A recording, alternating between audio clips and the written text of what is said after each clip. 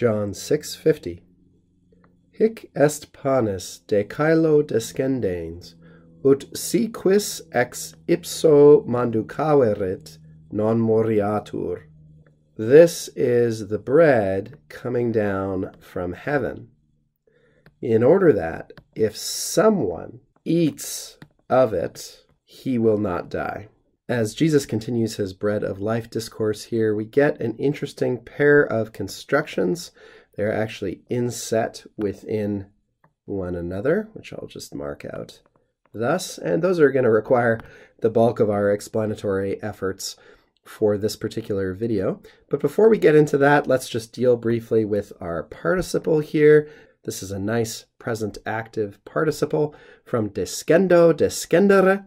Here, descendens, modifying panis. Note, of course, the long vowel length of that first syllable of panis. And we have this nice prepositional phrase, de caelo, which should not need any explanation at this point.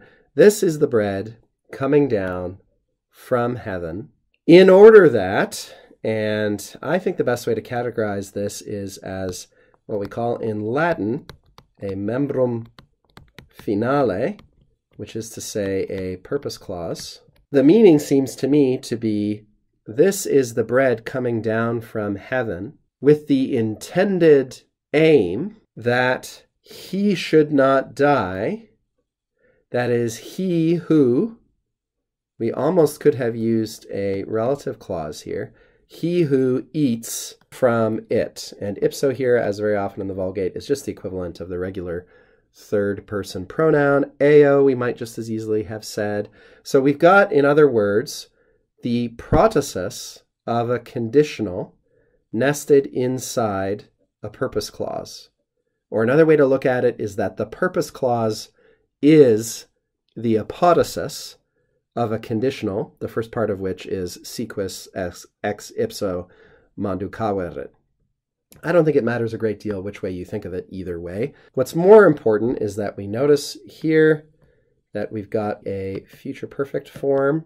If someone, and this is an indefinite general kind of statement, not having any one particular person in mind, but if any person eats of it, literally will have eaten of it, he's not going to die.